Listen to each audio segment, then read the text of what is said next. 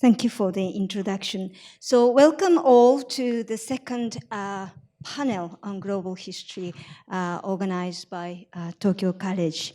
And as Haneda Sensei explained to us just now in Japanese, this is more of kind of one of the kind of possible application of global history. And today we were talking about the theme of identity. So first speaker is actually Haneda Sensei. And probably he doesn't need any more introduction. But I'll just briefly talk about his far and wide interest of he has and he achieved. Professor Haneda Masashi is currently the director of Tokyo College, Tokyo University, and he was formerly a professor at the Institute for Advanced Studies on Asia, we call Tobunken or Toyo Bunka Kenkyujo in this university. So I'm also associate professor of Toyo Bunka Kenkyujo as well. So he was my senior colleague.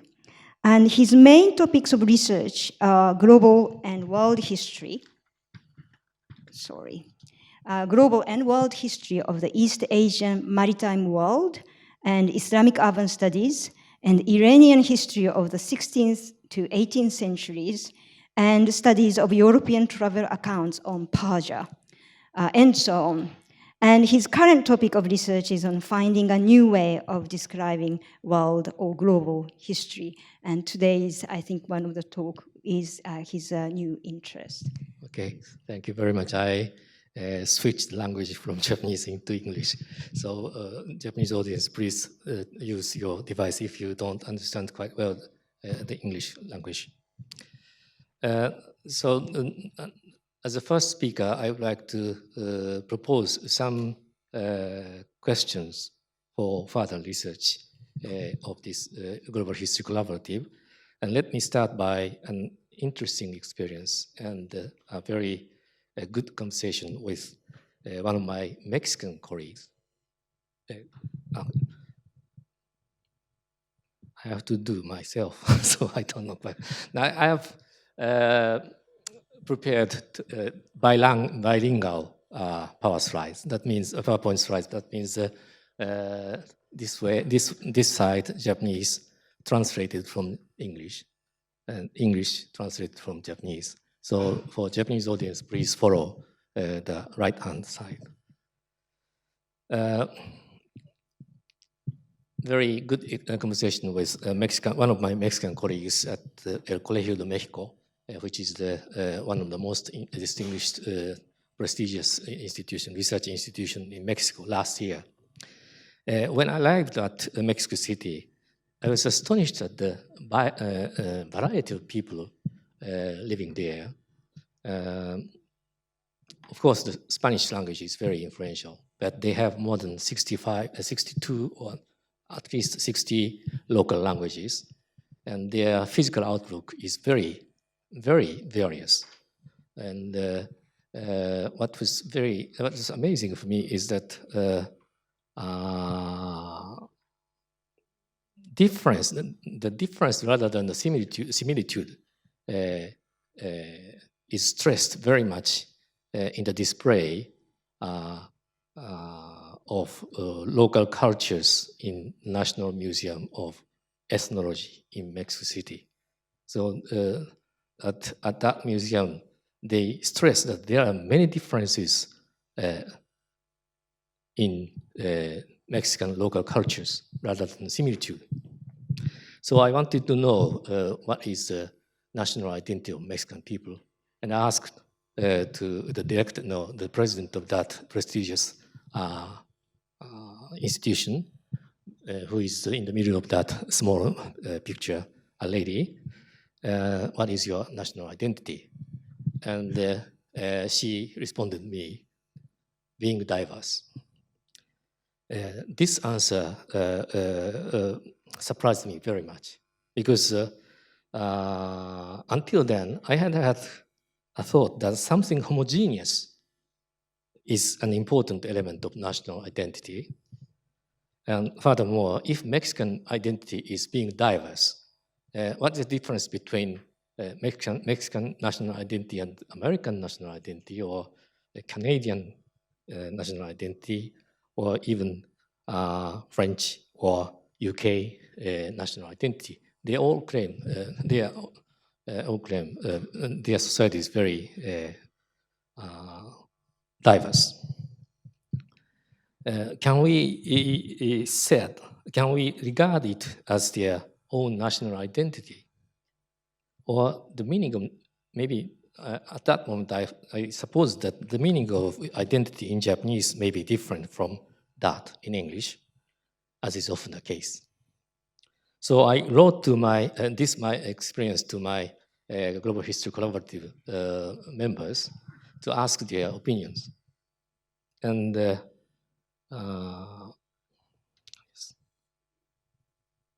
yes, Mark Ely, who spoke last time at this panel, responded to me like this.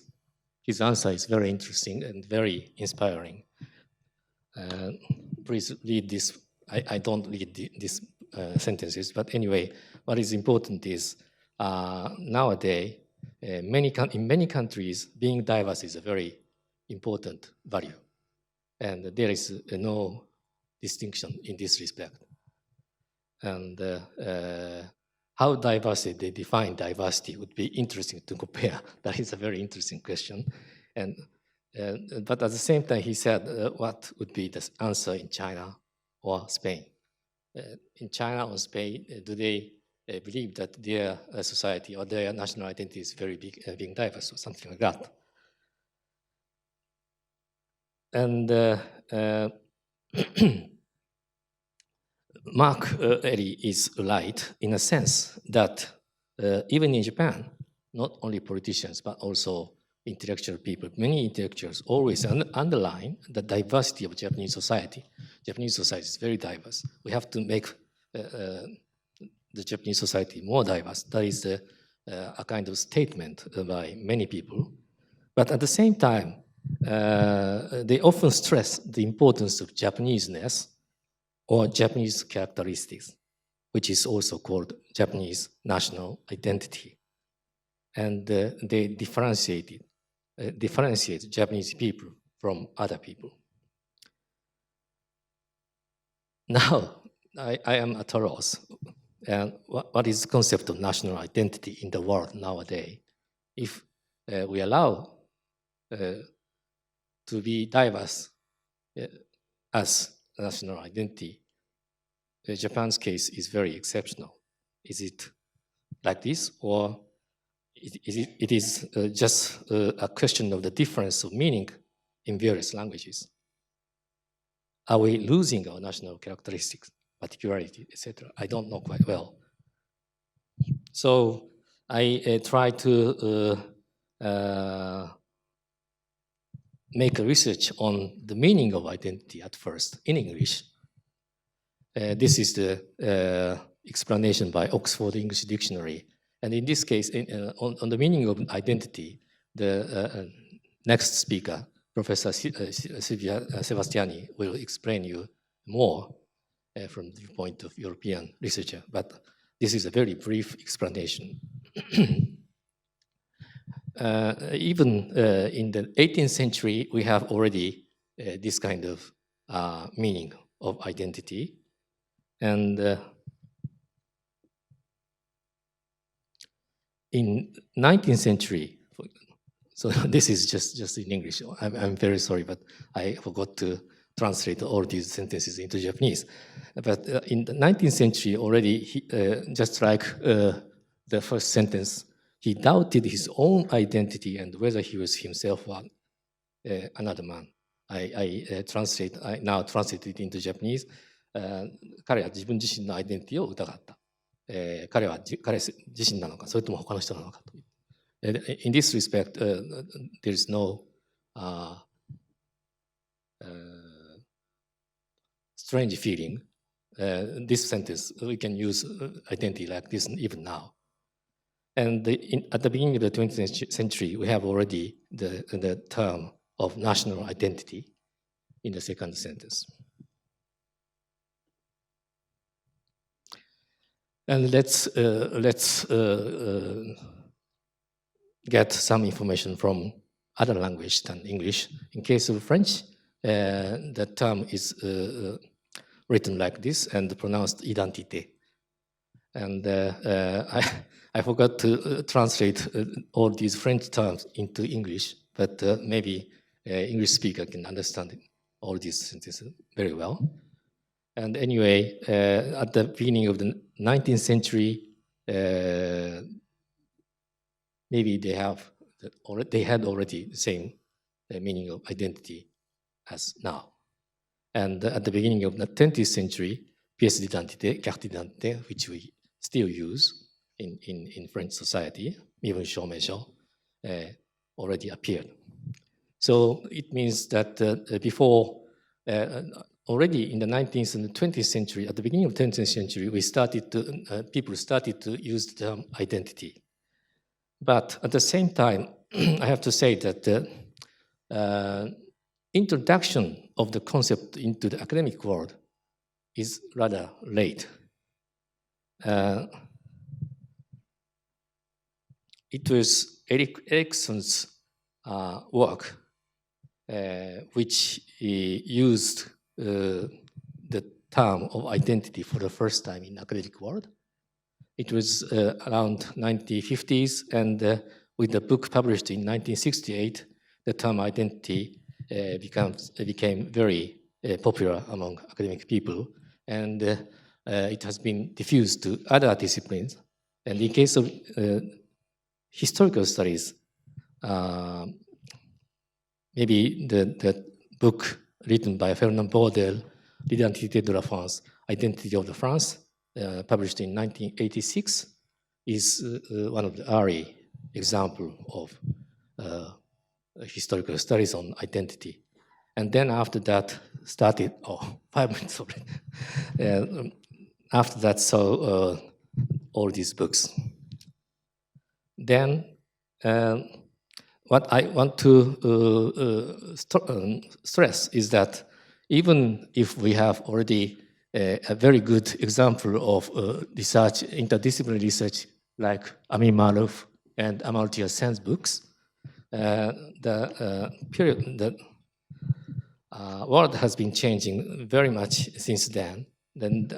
And in addition, I have some doubt about the way they are discussing identity, because in their book, the identity is regarded as universal. In everywhere in the world, people use the same concept of identity. And I am not in favor of this kind of idea.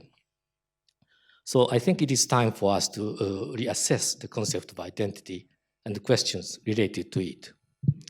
Now, I'm particularly interested in, so these are the questions I am now posing to my colleagues. I have no time to read all these, but all these questions are very interesting to discuss among historians. And particularly, I am quite interested in the last one. Are there any impalpable and delicate differences of meaning of the term in various languages in the world? Because even if we use the term, that's the same concept, identity, maybe between Japanese and English, or between Japanese and Spanish, there may be some kind of slight difference of the concept.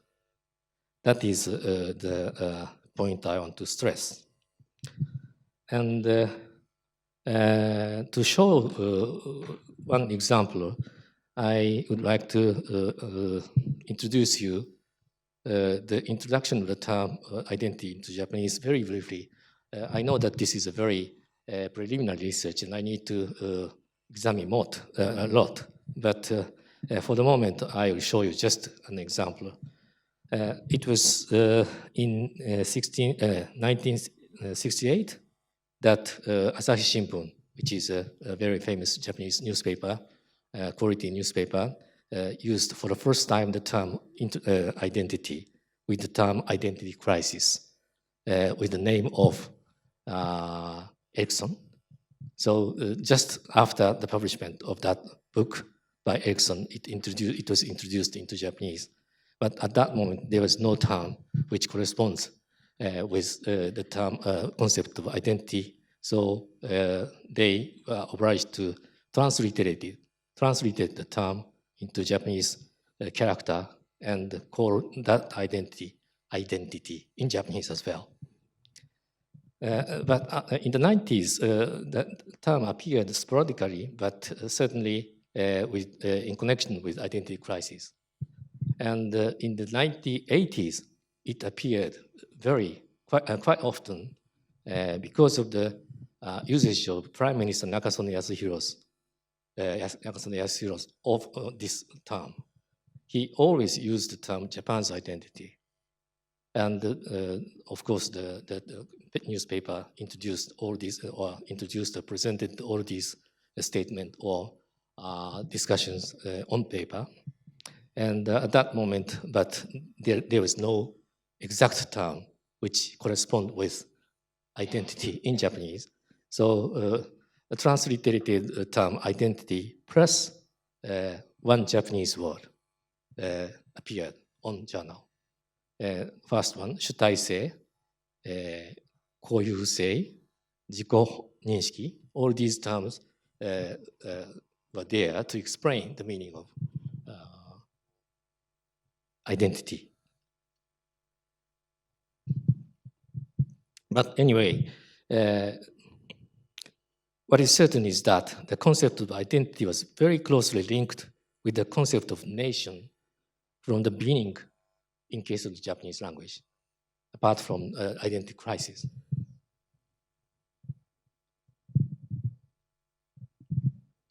And the last slide for further discussion. So I am quite interested in examining in detail the history or evolution of the usage of identity in Japanese. First, that is my research topic. And I want my colleagues to do the same thing in case of other languages than Japanese. In case of English, maybe my partner can tell later. Professor Nord will tell certainly some part of this question, answer of this question later. And finally, national, local, imperial identity versus globalism. This is a very important conceptual framework we are now tackling in this contemporary world. And we need to discuss this as well. And I'm sure that there are many other issues to discuss among historians of global history collaborative. And I am looking forward to waiting all these comments and suggestions by our colleagues and audience. Thank you very much.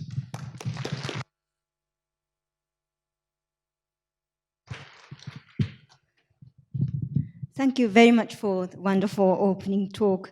So we will move to a second presentation by Professor Silvia Sebastiani. She's a professor at École des Hautes Études en Sciences Sociales, UHESS, Paris, France. And she's a specialist in the Scottish Enlightenment. And Professor Sebastiani is currently developing a project on the boundary of humanities, and her research focuses on entangled networks of animals, slaves, and material goods in the 18th century, which sounds very exciting. And her publication includes the Scottish Enlightenment, Race, Gender, and the Limit of Progress. Personally, I'm really excited by Professor Sebastiani's talk because I lived in Edinburgh, which is the capital of Scottish Enlightenment for many years, and I myself feel like I'm a more Scottish Japanese or Japanese Scottish. So it's really excited to hear Professor Sebastiani's presentation. So her talk is Enlightenment and the Problem of Identity, a Scottish Contribution.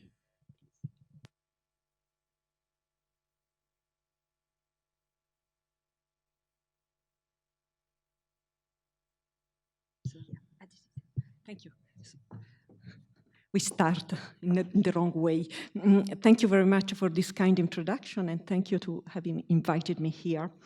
In the 15 minutes that I have at my disposal, I'll deal with the question of identity by focusing on a specific chronology and approach. I'll focus on the new universal and philosophical histories written by Enlightenment philosophers. So we immediately go back on time and I'll center my speech in the second half of the 18th century and in Scotland. The first point to be stressed is that in the 18th century, identity was not the word that philosophers would have used in order to speak about the distinctiveness or singularity of society. According to Samuel Johnson's Dictionary of the English Language, which is one of the most useful tools for reflecting about English terminology in the 1750s, identity meant quite the opposite, that is, sameness, not diversity, from the Latin idem, which means the same. It is thus the contrary of diversity, defined by the same source as, I quote, difference, dissimilitude, unlikeness, variety, distinct being, not identity, variegation. So it is almost the opposite of the modern sense of the word that Professor HANEDA has defined in introducing the introduction of the topic. And I think this is an important issue as a historian to underline. The expression that was commonly used in the 18th century political, philosophical, and historical discourse for distinguishing people was national characters, which is the combination of nation plus characters. Both these terms had multiple and unstable meanings in the 18th century. Character, from its Greek etymology, meant impression, graving, coining, a mark, a stamp, in Johnson's definition.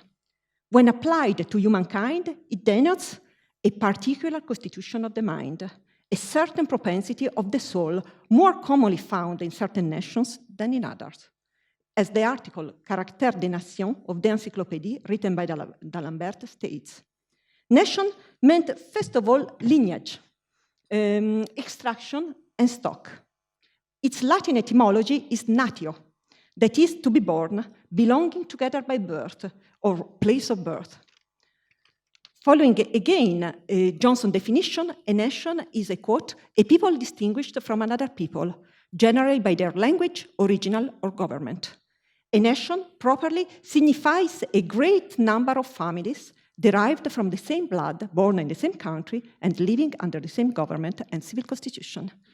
The idea that nations possess unique characteristics which distinguish them from any other stretches back to the Hippocratic medicine of humors. But it was in the 18th century that the meaning of nation started to change. In the second half of the 18th century, nation gradually becomes a historical and cultural category associated with the heritage of social customs and beliefs, linked to political units. It is then that nation acquired the linguistic and cultural sense of imagined communities as labeled by Benedict Anderson's authoritative work. Modern historiography has often stressed that universalism is, a quote from Jonathan Israel, one of the quintessential characteristics of the Enlightenment. This might be true, but it's only part of the story. The other side of the same discourse is that Enlightenment historiography also paid attention to diverse national paths. It is precisely the universal scope of their histories that prompt philosophers to examine humanity in its multiple expressions. I'll try to show this point by focusing on Enlightenment history writings, which has been considered by the great scholar of historiography Arnaldo Momigliano as the origins of modern European historiography. My claim is that nations and national characters are central topics in Enlightenment historiography. What I argue is that the Enlightenment is characterized by an unresolved tension between uniformity and diversity, regularity and singularity. I suggest that such a tension is constitutive of the Enlightenment itself, and it is a major as well as problematic legacy to the Enlightenment that the Enlightenment left to our modern societies, or at least Western culture. I'm very interested in discussing with you here if something similar also happens in Japan or otherwise. The British case is interesting here, as Britain experienced an impressive growth and circulation of information all along the 18th century, an argument made by our colleague from Princeton, Linda Colley. It went through a successful process of nation-state formation as composite state and empire building through radical changes in its administrative, fiscal, and military structures, as John Brewer has shown in a wonderful book which has also been translated into Japanese, which is The Sinews of Power. I'll focus now on one of the parts of the British composite state, which is Scotland, and on the specific movement known under the name of the Scottish Enlightenment. In 1707, I had here these fantastic slides that I have already said, about this. But in 707, the Treaty of Union established that the Kingdom of England and the Kingdom of Scotland, which at the time were separate states with separate legislature and parliaments, but with the same monarch, were united into one kingdom by the name of Great Britain. And this is the article of the first treaty, the first article of the treaty. Within this new configuration, the position of Scotland is a peculiar one. Scotland was at the same time at the periphery of Britain and at the heart of British Empire, then under construction. All along the 18th century, Scottish intellectuals shared the same concern: how to transform poor Scotland into a prosperous, educated, and culturally unified country, following the Dutch and English models. Economically divided, Scotland was also socially and culturally divided between the feudal highlands and structured in clans and of Gaelic language, and the lowlands, more urban, with 4 university cities, several publishers, and many clubs and libraries. See, for instance, in the slides, the distribution of libraries. The black mark is the line of division between highlands and lowlands, and you can see very clearly that everything is concentrated in the lowlands. As she said, it's in Edinburgh especially. This explains perhaps why the reflection on progress and on identity and distinctiveness was so important in 18th century Scotland. David Hume, Adam Smith, Adam Ferguson, William Robertson, Lord Keynes, Thomas Reid, and John Millar, among many others, devoted their philosophical and economic inquiries into the principles of human nature as means to investigate the material, moral, and institutional causes of social development. At the core of their preoccupation was the long course of development of human societies. In the philosophical history of the Scottish literati, nations became the products of civilization, that is a historical product. You possibly know Adam Smith as the author of The Wealth of Nations, but he was, first of all, a professor of jurisprudence and of moral philosophy at the University of Glasgow. In his lectures on jurisprudence in the 1750s, Smith formulated an idea of human progress, which became a common framework for the Scottish Enlightenment. It allowed the evolution of humankind from savagery. I'm using, of course, the language of the 18th century. It's not myself that speaks about savagery, but Adam Smith, towards civil society through successive stages of socio-economic development. First, the age of hunters. Secondly, the age of shepherds. Thirdly, the age of agriculture. And fourthly, the age of commerce.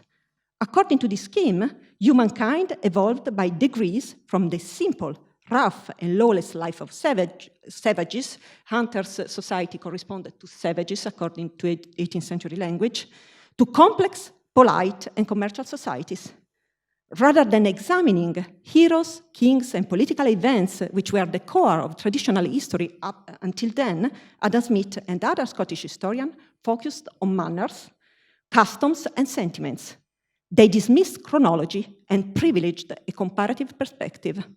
They sketched a history of civil society encapsulated by the neologism civilization, which became a key concept in France as well as in Scotland by the 1770s, with the meaning the process of civilizing oneself. This involved every aspect of human life, As modes of subsistence improved, so too did material conditions. The number and complexity of laws increased, and there was a growing refinement in the habits and manners of peoples, together with their thoughts and sentiments. The uniformity of the savage stage, where everyone engaged in the same activities as hunters and warriors, gave way to a growing division of labor that contributed to diversify the organization of societies as well as personality. Within this view, diversity and singularity were the product of history. This is an important point for the question at stake. In a few remaining minutes, I'm going, she told me 5, I'm going to concentrate on 2 major figures of the Scottish Enlightenment who both dealt with the question of how civilization impacted the diversification of characters. William Robertson, principal of the University of Edinburgh, King's historiographer and leader of the Church of Scotland, was the author of 4 main histories, moving out from Scotland, the history of Scotland, then the history of Europe, then the history of America, and then the history of India, so providing a sweeping narrative of the rise of the Western European nation-states toward global domination. The other is Adam Ferguson, professor of natural history for 5 years, and then professor of moral philosophy for over 20 years at the University of Edinburgh.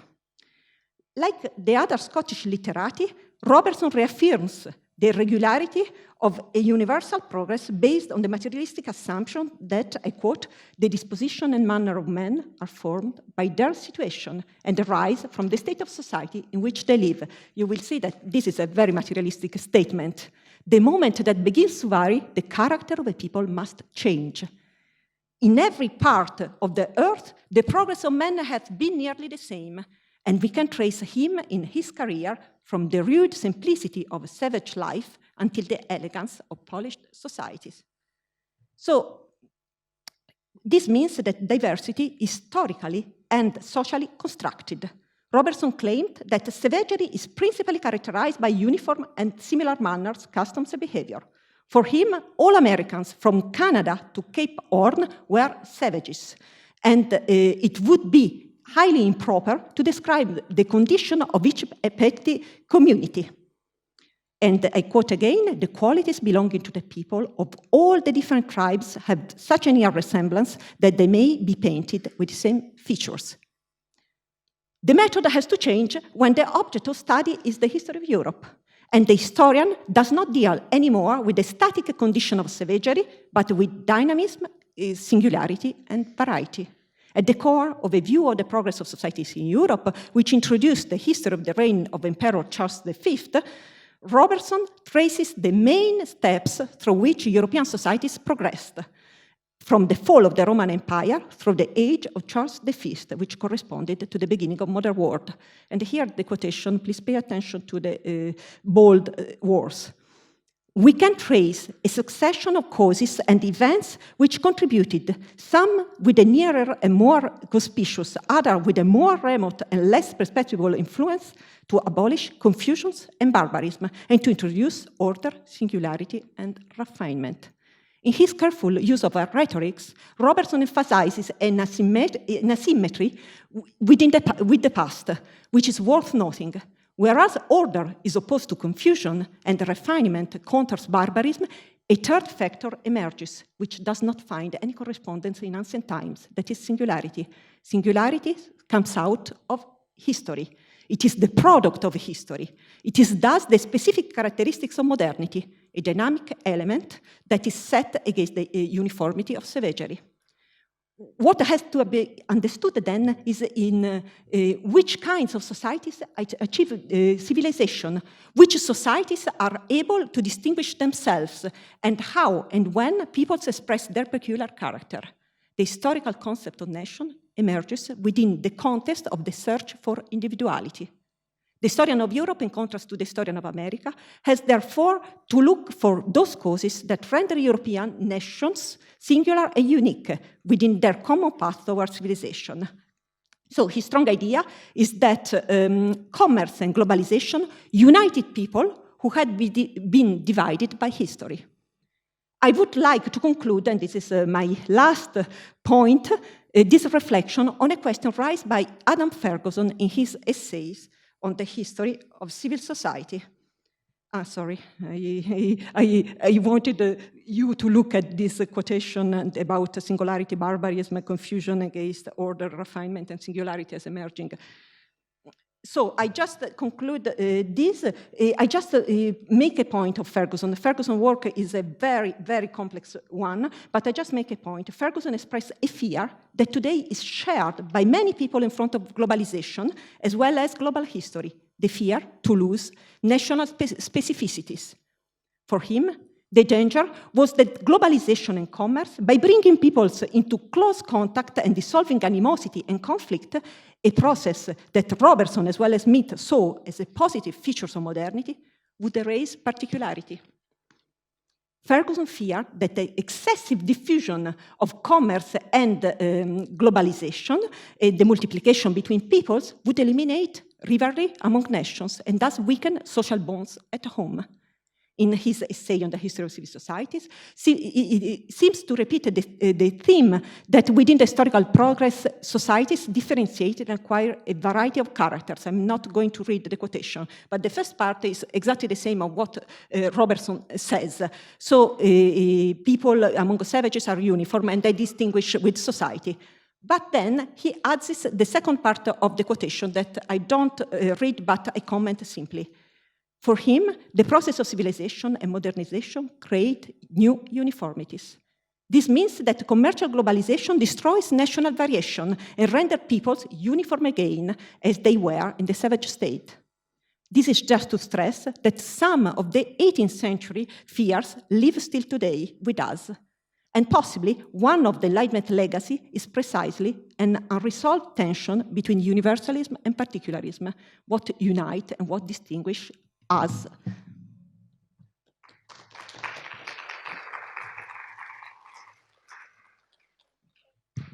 Thank you very much, Professor Sebastiani. So next speaker, let me introduce, is a Professor Philippe Nord from the University of Princeton. Professor Philippe Nord studies the political and cultural history of modern France. Professor Nord's first book, Paris Shopkeepers and the Politics of Resentment, which was published in 1986, follows the birth and political evolution of an influential small business protest movement in the late 19th century Paris.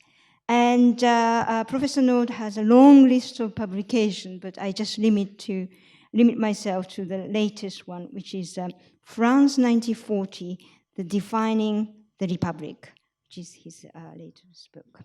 Okay, please, Professor. Thank you for that generous introduction.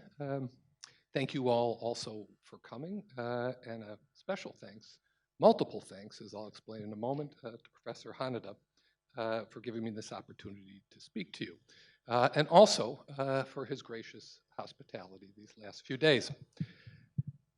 I have another reason to thank him, because his introductory remarks will shape my own. He mentioned two authors in particular, Erik Erikson, with whom I'll begin, who is the author, as Professor HANEDA indicated to you, of a book, Identity, Youth, and Crisis, published in 1968, which helped to popularize the notion of an identity crisis. Erikson was a psychiatrist. The term identity crisis is meant to be a psychiatric term. He understood human development as passing through stages, beginning in childhood, not just ending in adulthood, but lasting all the way through death. But there was a crucial hinge moment in youthful years, hence the youth in the title, when individuals experienced an identity crisis. Given the date of this book's publication in 1968, you can imagine how rapidly it was appropriated to express not just an individual identity crisis, but the group identity crisis of a post-war generation, the baby boomers. Now, this book was published in 1968. Brodell's text, The Identity of France, L'Identité de la France, came out in 1986, a much different moment, a moment one of my colleagues has characterized as the age of fracture a sense that the world has come apart, is fragmenting, and it's in response to this world that Brodel writes. You know him as an historian of the longue durée, of things that develop so slowly that amidst the din and noise of event history, you cannot detect the changes. Historians can do that, but normal mortals are unable to do so. It might have looked like a solid French identity was evaporating in the 1980s, but Brodel wrote to suggest that in fact there was a bedrock of permanence to French identity, which had been formed over centuries, formed by geography, patterns of settlement, demography, and the like. So don't get too anxious. It looks like identity is falling apart, but it isn't really. So one more book I want to mention in this connection. I wonder if they're known to you, all these texts, but some of them were quite popular and remain so. Pierre Nora's Les lieux de mémoire, la République, which was published in 1984, which is translated into English as Realms of Memory, the Republic. It's I don't know if it's a mistranslation. I would have said spaces of memory or places of memory, but that's neither here nor there. And he was responding to the crisis as well, not using Annales-style history in order to construct a permanent identity, but using a new kind of history, the history of memory, to imagine what constituted the Republic and how the Republican idea had been built up over centuries since the French Revolution. Once again, a historian responding to a particular moment, using his tools, inventing tools in this particular case, in order to come to grips with what he was experiencing as a crisis. Well, this is a bibliographical excursus that may be of small interest to you, but I hope it suggests three things. One is that you see some slippage in the word of identity and its usage from the individual and psychiatric analysis into a term of collective historical analysis. And it's worth pondering, I won't do it for you because I don't have the time, what's gained and lost by that kind of maneuver, which people do subtly and unaware very often. Second point is that history writing is very much implicated in this process of the emergence of identity, either using old tools, imaginative, creative tools, as in the case of Brodel, a founder of the Annales School, or else inventing something new altogether. Memory studies. I'm not saying that Nora is the founder of memory studies, but he is a pioneer in the field. And the third point I would draw from my beginning is that it's in moments of crisis, or in a moment of crisis, the 1970s and 1980s, that the idea of identity began to gain purchase. As you can see, it's existed for centuries, but to use it the way we use it now, to study crisis, identity formation, and to use it as a tool of historical analysis and public politics is something I think, well, I'm sure someone will disagree, relatively new. It probably happened in medieval times, somebody will tell me this, certainly early modern, but in any case, I'm making a pitch for the period of the 1970s. And I want to take a closer look at the 1970s to think a little bit more about why this was such a critical decade. But before I do, I'm going to back up to the end of World War II. Does this make sense? Well, it's at that moment, and as a consequence of the war, that what I will call certain memory regimes crystallize, having to do with the meaning of the war and what its significance was. I'll be very impressionistic and stereotyping brutally, so please forgive me, but it was the Great Patriotic War for the Soviet Union. It was the Good War for the United States. These are people's opinions. But I don't want to suggest that these regimes of memory were without fissures or were unitarian in nature. In France, which is a country that I know a little bit about, the fractures are very, very evident between Gaullists on the one hand, who understand the war as the struggle of a patriotic people against an inherited enemy, Germany in this case, a patriotic effort led by the general himself. The Communist Party has a different understanding of what the war signified. It was a great anti-fascist struggle. And I would say one more thing about this: these regimes of memory.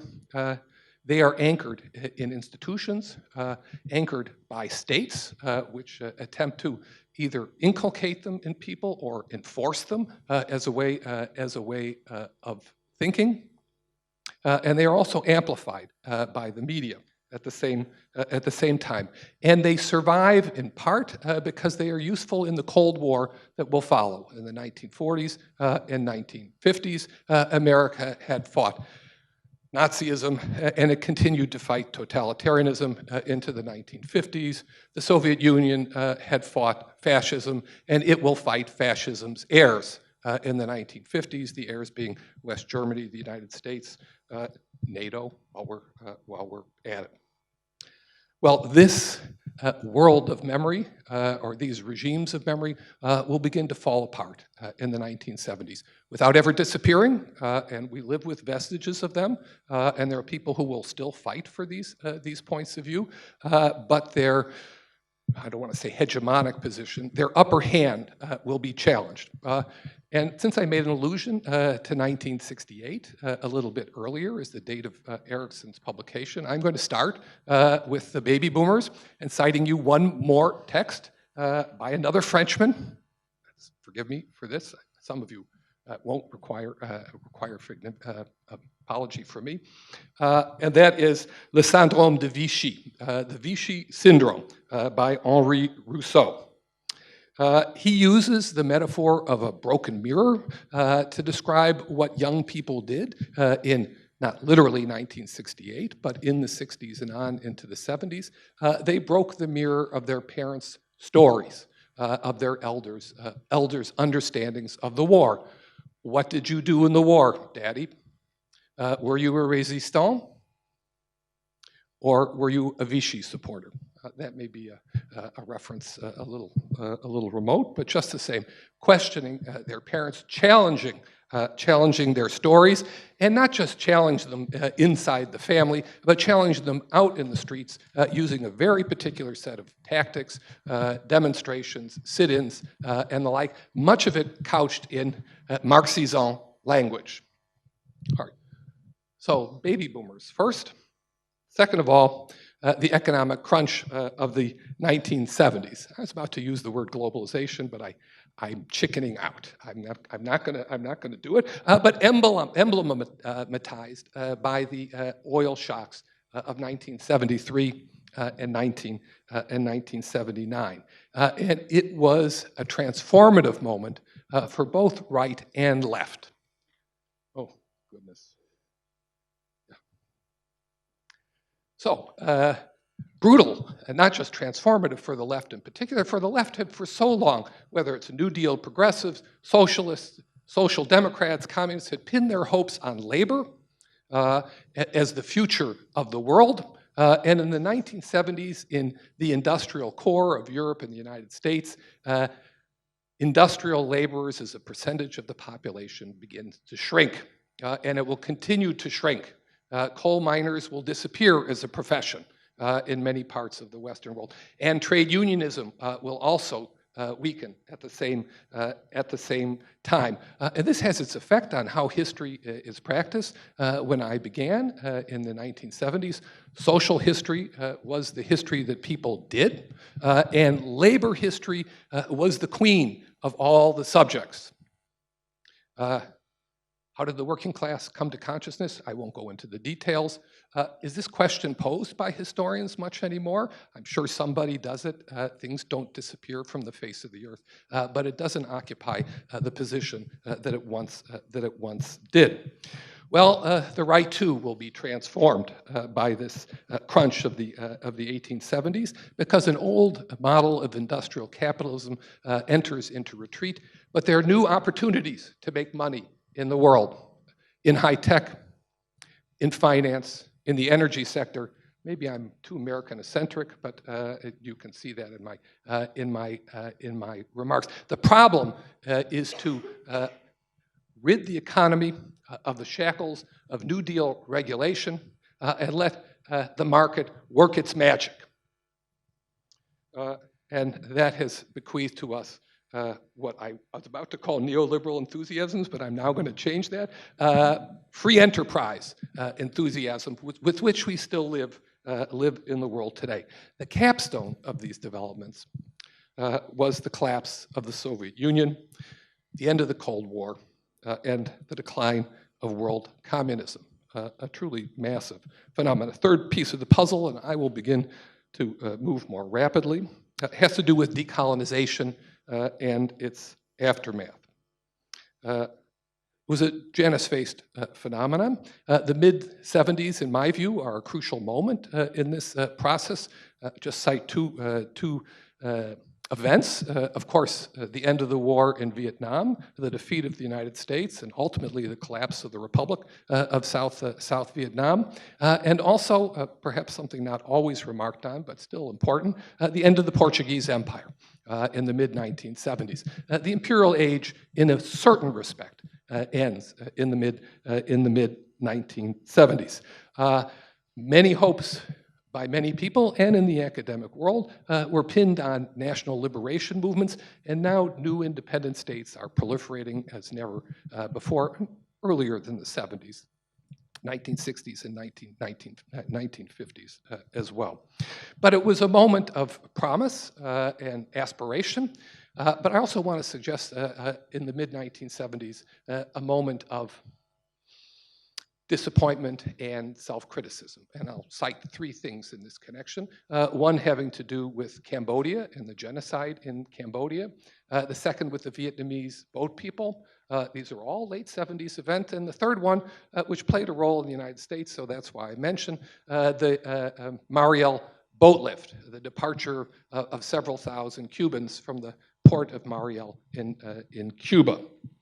So, can you pin your hopes or shape your identity around aspirations for national liberation, third world revolution, or whatever? So now let me return in the 2 minutes that remain to me. I probably don't have 2 minutes, but.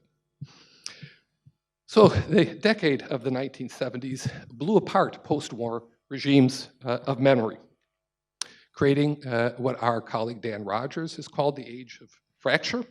Familiar identities were eroded. National stories of a heroic nature, whether it's America the Good or the Soviet Union as the vanguard of the proletariat, that was wiped off the map altogether. Class identities, once so important, were up for grabs.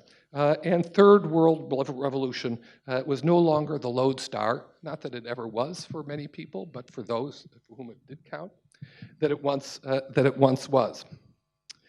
So this is a moment of identity crisis, in a manner of speaking, which cracks something wide open. It clears the decks, cracks something open, and it's into this world that the study of identity emerged.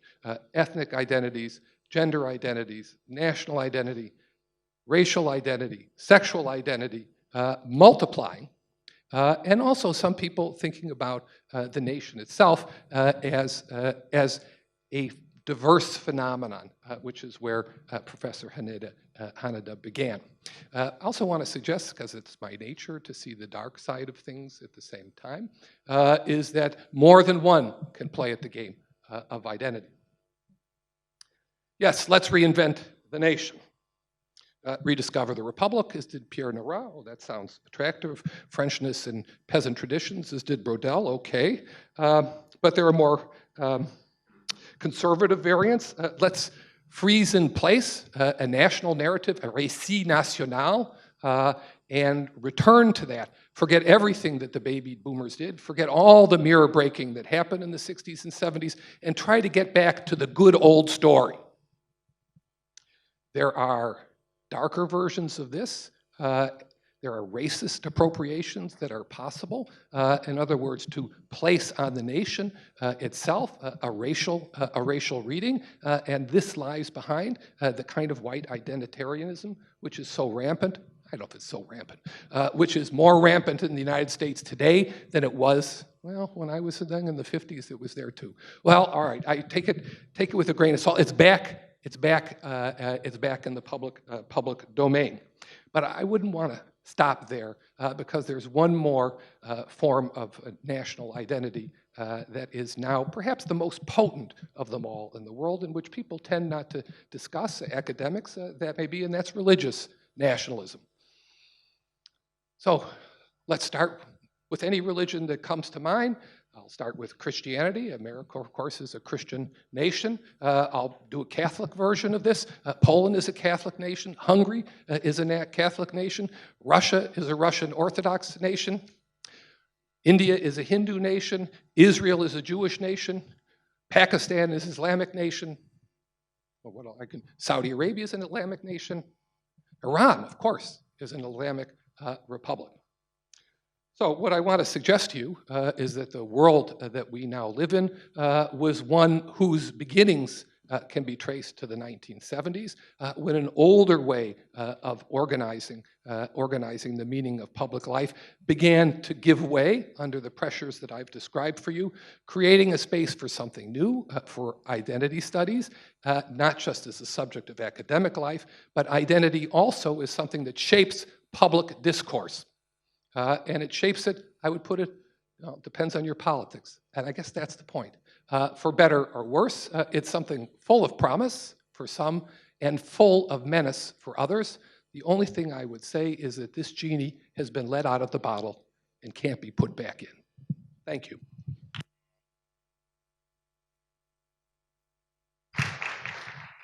Thank you very much, Professor Nord. So last speaker we have today is Professor Andreas Eckert. Professor Eckert is Professor of African History at Humboldt University, Berlin, Germany.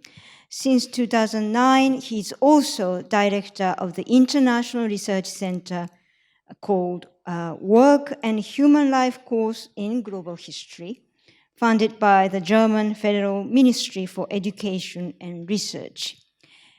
He widely published on 19th and 20th century African history, colonialism, labor, and global history, and served for many years as editor of the Journal of African History. Professor Eckert also regularly publishes for German newspapers, and here I stumble because my friend, I can manage French, but I can't really manage German. It's called Frankfurt Allgemeine Zeitung, something like that, and Die Zeit, don't know. Most recent books, Global Histories of Work, 2016, and the Global History of Labor in Africa, 20th and 21st centuries. He's also about to complete a short history of colonialism to be published by Princeton University Press. Thank you very much. Good afternoon. So our little tour de force ends in Africa. But before I provide some very brief examples on the issues of identity in Africa, let me start with two general remarks.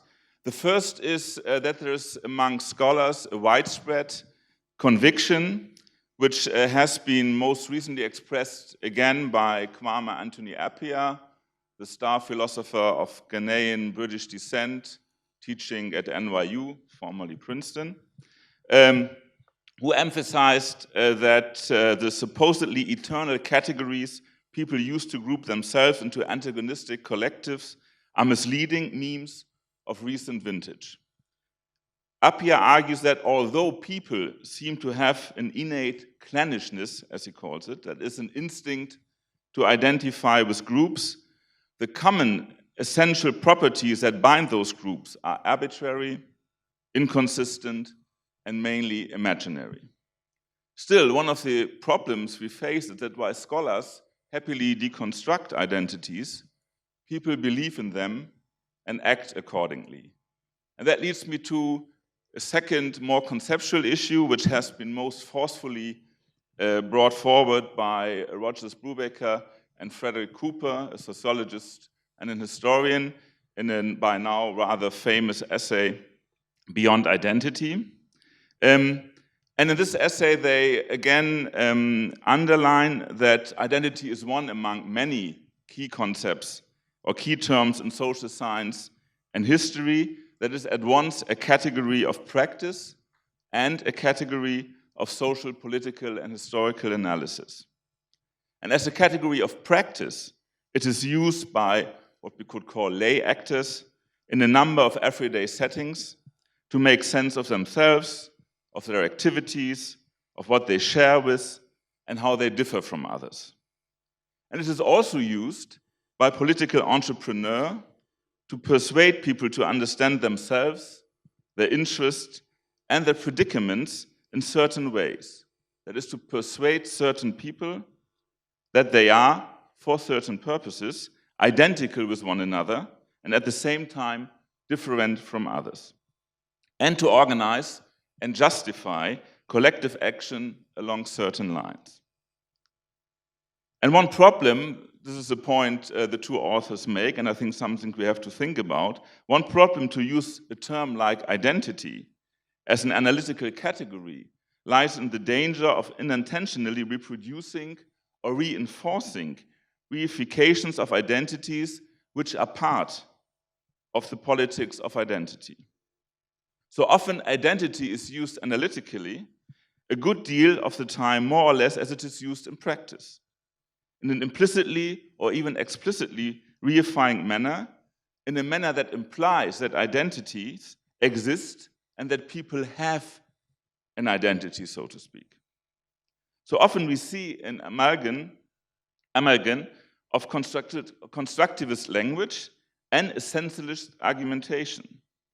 And this reflects not the least the dual orientation of many academics as both analysts and protagonists of identity politics.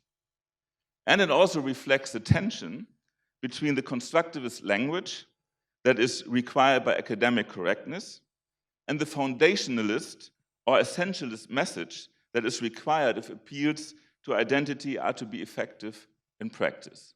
I think this kind of tension is something we have to deal, and the examples I give, especially the first one, will show that, hopefully. So I will talk about Africa, and the fact that I dare to talk within less than 50 minutes about Africa is also reifying a kind of essential thinking about this continent.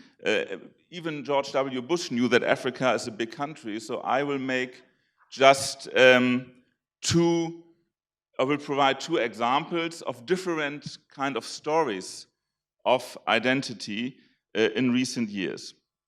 But the starting point is that there is still very much essential thinking about Africa as a continent in which most Africans still relate to bounded tribal identities going back to the pre-colonial period before the mid-19th century.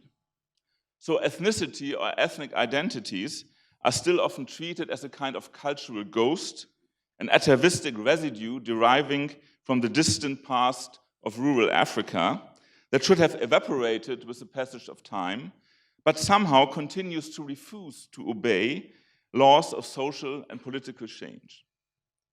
So ethnic consciousness or ethnic identities or tribal identities in this view are a form or seen as a form of collective irrationality that can lead to massive violence and death. And no more recent event seemed to have proved this assumption more than the genocide in Rwanda. On April 6, 1994, what the international press described as a tribal bloodbath began in Kigali, the capital of Rwanda in Central Africa. And this bloodbath started when the plane carrying the country's president, Juvenal Habyarimana, returning from peace discussions in Arusha in Tanzania, and when this plane was shut down. The government of Rwanda at the time was dominated by people who called themselves Hutu, which most of the press assumed was a tribe that had long been engaged in rivalry and eventually civil war with another tribe known as Tutsi. Indeed, a significant number of Tutsi had fled from periodic massacres over the previous decades, and a group of exiles was invading Rwanda from neighboring Uganda to fight for a place for Tutsi in Rwandan government and society. The peace discussions in Arusha were an attempt to solve the conflict. But on the night the plane crashed, there began mass killings of Tutsi that within a few days became a systematic slaughter conducted by the Hutu-dominated army, by local militias, and apparently by an angry mob. The killing spread throughout Rwanda, and it soon became clear that it was more than a spontaneous outburst of hatred. It was a planned attempt to destroy the entire Tutsi population from babies to elders. When it ended a few months later, around 800,000 Tutsi had died. There was a large part of the Tutsi population, as had numerous Hutu who had opposed the genocidal leaders. And the massacre or the genocide only ended because the Hutu-dominated army, deeply involved in the genocide, proved unable to fend off the invading forces which captured Kigali and moved to take control over the rest of the country.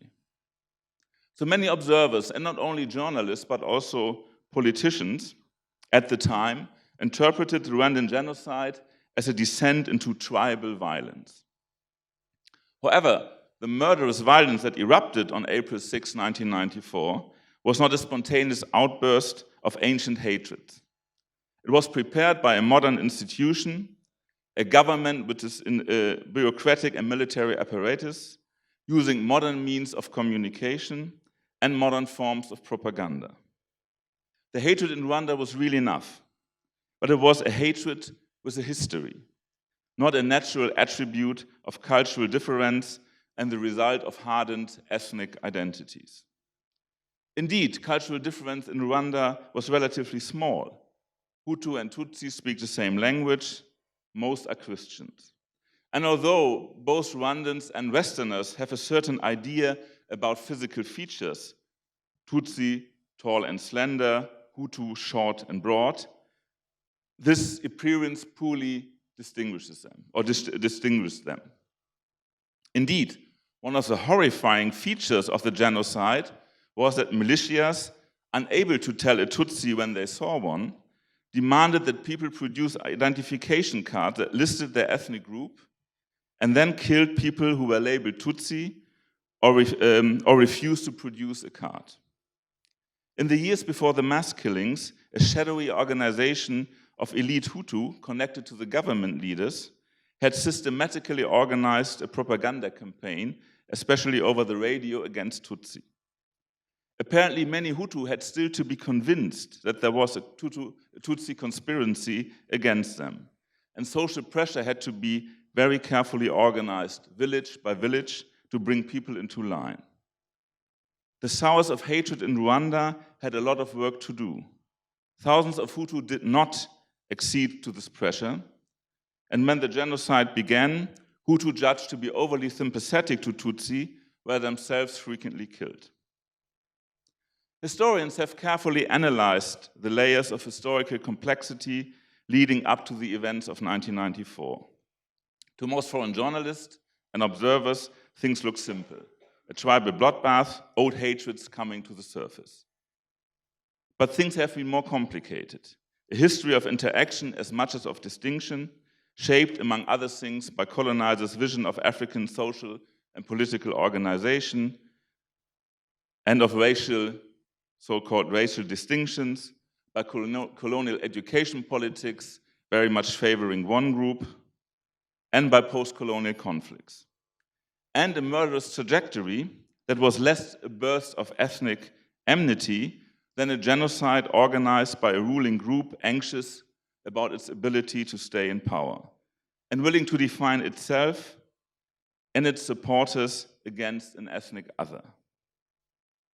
However, there's an ongoing discrepancy in many parts of Africa between, on the one hand, the insight of academic research that pre-colonial Africa did not consist of clearly demarcated tribes, and on the other hand, the widespread assumption that current ethnic groups have a long, straightforward history going back to times immemorial. And even in this conflict, analysts very often were kind of classified as Hutu or Tutsi, depending on what kind of take or what kind of analysis they took in the debate. So while many observers very much emphasize the overall importance of ethnic identities in Africa, and at the same time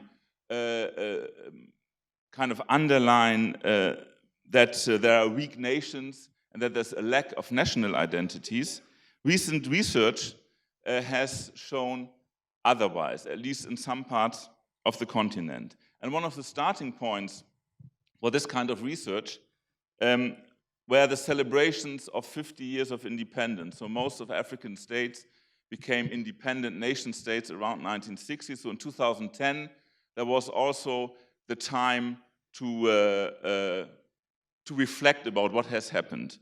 And those who have done intensive research on that came to the conclusion that most African countries became quite normal nations. As in many European nation states, for instance, patriotism and engagement are in conflict with political apathy, critique, and doubts about the unity of the nation. The process of nation building in Africa after World War II did not differ, according to these voices, fundamentally from developments in Europe a century earlier. And also in Europe, nations did not exist before nation states came into being, but were very often a product of these states. So one could say that African nations are younger, but hardly more artificial than European nations. And some of the ambiguities of national identity can be discussed as the example of Ghana, the first country that became independent in Africa in 1957. And I stop there. One of the basic ambiguities inherent in the Ghanaian project of nationhood is the unresolved tension between two fundamentally different concepts of national belonging. On the one hand, Ghana is legally constituted as a modern nation state with equal rights for all citizens, regardless of ethnic, religious, or regional background. On the other hand, Ghana inherited a colonial model of the nation as a federation of native states, or so-called native states, that is of descent-based communities centered on the authority of so-called traditional chiefs.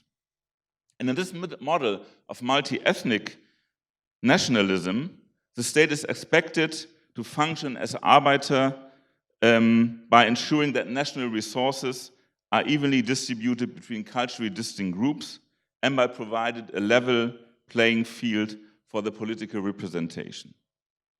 And some supporters of this model would insist that ethnic belonging should play an active role in the political process. A majority, however, would restrict it to more or less depoliticized displays of cultural identity and linguistic difference. But in any case, one abstract, but in any case, they would all insist that one cannot be a Ghanaian unless one is at the same time in Ashanti, in Dagomba, in Ewe, and so on. So in Ghana's political reality, and here we have Kwame Nkrumah, the first president and father of the nation, and here we have a kind of expression of some, if you like, cultural identity of one specific group in Ghana. And in Ghana's political reality, these two ideal typical models intermingle in proportions that depend on the occasion and the particular interest at stake. There seems to be a minimalist consensus that the nation's future should be defined by some degree of social inclusion, defining Ghana as a social justice community, by cultural diversity and by multi-party democracy. And at the very least, Ghanaians agree that disagreements on these issues and on the rules of debate should be resolved or tolerated without recourse to violence. Unity in diversity, with regard to both politics and ethnic regional diversity, is more than just a slogan. It is a widely shared conviction, as is the idea that cultural and regional heterogeneity should be generally depoliticized. And rather than merely divisive, controversies may well strengthen national consciousness and indirectly deepen a sense of commonality. And with these rather good news, I stop. Thank you very much.